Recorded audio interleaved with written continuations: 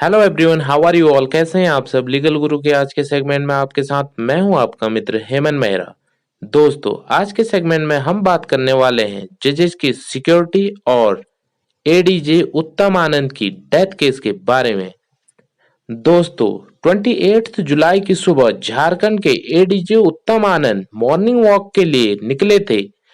उसी समय पीछे से आ रहे एक टेम्पो ने उन्हें पीछे से जोरदार टक्कर मार दी, जिससे वे वहीं पर गिर गए और इलाज के दौरान उनकी मौत हो गई। पहले सभी ने इसको एक हादसा समझा, लेकिन जब इससे संबंधित सीसीटीवी फुटेज सामने आए तो ये साफ हो गया कि ये एक हादसा नहीं बल्कि एक सोची समझी साजिश के तहत की गई हत्या है। आप खुद ये वीडियो फुटेज देखकर समझ सकते हो।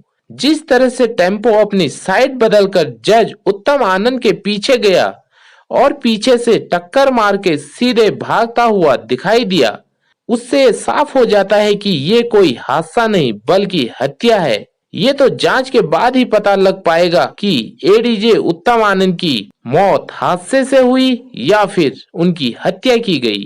लेकिन ये घटना एक सवाल अपने पीछे जरूर छोड़ गई है। आखिर ऐसा क्यों होता है, मैं आपको बताऊं। एक जज की डेथ पूरे डेमोक्रेसी की डेथ है। जजेस क्या ओथ लेते हैं, जरा इसके बारे में भी बात कर लेते हैं। जजेस जो ओथ लेते हैं तो उसमें वो कहते हैं वे जो अपना काम करेंगे वे विदाउट फियर करेंगे, बिना किसी डर या भय के करेंगे, विदाउट फेवर और अफेक्शन करेंगे और विदाउट इलविल करेंगे। किसी के साथ अगर उनकी कोई दुश्मनी भी है तो वे जिस कुर्सी में बैठे हैं बिना इलविल के फैसले करेंगे। And uphold the constitution and the law. क्या ऐसे करेंगे uphold the constitution and law? मैं आपको जज के वर्क ऑफ नेचर के बारे में बताता हूँ। जज जो क्रिमिनल केसेस को डील करते हैं, क्रिमिनल ट्रायल्स करते हैं, उन्हें सुबह से लेकर शाम तक उन क्रिमिनल्स को डील करना पड़ता है। वे कोई समाज के सिविलाइज्ड पीपल नहीं है, वे डेंजरस क्रिमिनल्स होते हैं और ऐसे क्रिमिनल्स को डील करना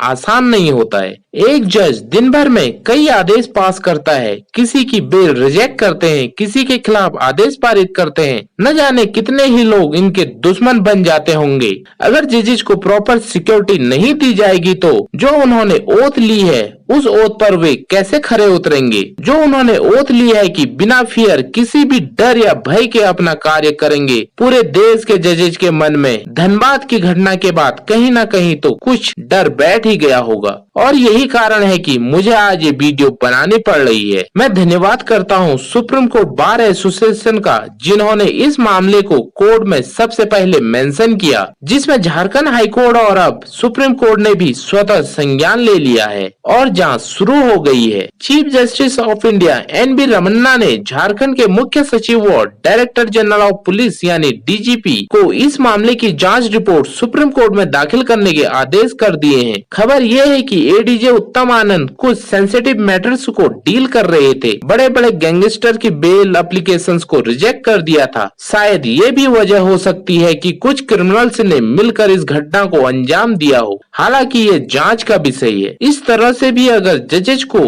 अब भी सिक्योरिटी प्रोवाइड नहीं करी जाएगी तो कैसे जजेस अपनी ओथ में खरे उतरेंगे। अब सवाल आता है सिक्योरिटी प्रोवाइड कौन करेगा? तो ये सरकार का काम है कि वे सिक्योरिटी प्रोवाइड कराएं। ये सरकार को भी पता होता है कि जजेस किस प्रकार के केसेस हर दिन डील करते हैं, लेकिन क्या करें, सभी सिक्योरिटी तो लगा दी है मंत्रियों और नेताओं के घरों पर, और जो इतना रिस्क लेकर अपना काम कर रहे हैं उनको सिक्योरिटी नहीं दी गई है। अब सवाल ये आता है कि क्या जजेस को कोई सिक्योरिटी नहीं मिलती है? तो ऐसी बात नहीं है, जजेस को सिक्योरिटी मिलती है। हायर कोर्ट्स को तो छोड़ ही देते हैं, लोअर कोर्ट्स के जजेस को भी सिक्योरिटी मिलती है। सिक्योरिटी लेकिन वो तब मिलती है जब वे बहुत ही सेंसिटिव मैटर्स को डील कर रहे हो या फिर कोई जज ये लिख कर दे कि उसे कोई थ्रेट है, तब सिक्योरिटी मिलती है। ऐसा कोई नियम नहीं है कि सारे जजेस को सिक्योरिटी मिले। जजेस चाहे कोई भी हो, चाहे वे बड़ी अदालत में हो या फिर वे निचली अदालतों में मजिस्ट्रेट हो, उनका जो नेचर ऑफ वर्क है वो बहुत ही हार्ड क्रिमिनल से डील करने का है, जिससे उनकी जान, उनके परिवार वालों की जान पर खतरा जरूर है।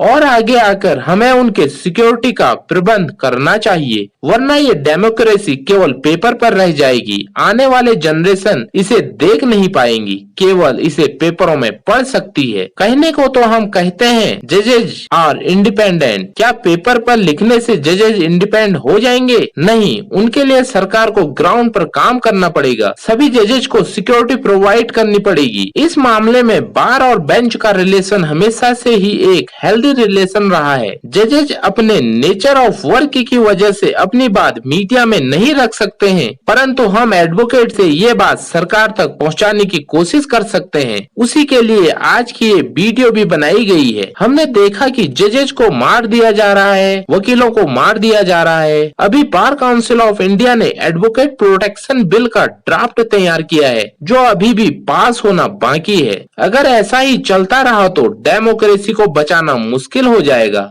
हमें अपने जजेज को इंडिपेंडेंट रखना पड़ेगा, हमें जुडिशियरी को इंडिपेंडेंट रखना पड़ेगा। देश में जुडिशियरी सबसे ऊपर रहे और न्याय की बात हो तो हमें अपने जजेज को सिक्योरिटी प्रोवाइड करानी ही होगी, जिससे कि धनबाद जैसी घटना दोबारा ना दोहराई जा सके। उम्मीद करता हूँ कि इस वीडियो के माध्यम से अपनी आवाज उन लोगों तक पहुँचा सकूँ जो जजेज के लिए सिक्योरिटी का प्रबंध करते हैं और जिससे जजेज को सिक्योरिटी प्रोवाइड की जा सके। तो दोस्तों, मेरी वीडियो को लाइक कर चैनल सब्सक्राइब कर बेल आइकन प्रेस कर दें और वीडियो को अधिक से अधिक शेयर करें।